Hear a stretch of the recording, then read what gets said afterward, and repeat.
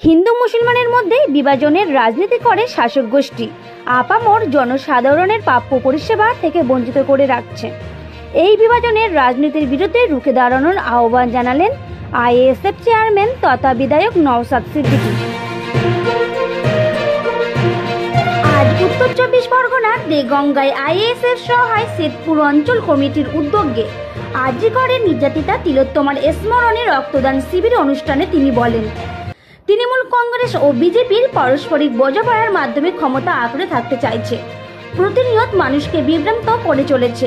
এই পরিস্থিতির অবসান চাই।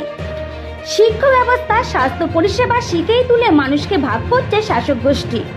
দেগঙ্গার মানুষকে উন্নত চিকিৎসা পরিষেবার জন্য বারবার কলকাতায় ছুটতে হয়।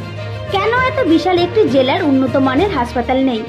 এই প্রশ্নগুলি করলে শাসক দল ধর্মীয় বিভাজনের কৌশল প্রয়োগ করে।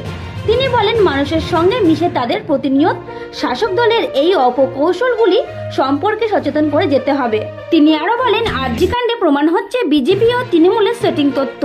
না হলে 3 মাস পার হলেও সিবিআই কেন চার্জশিট দাখিল করতে পারে না?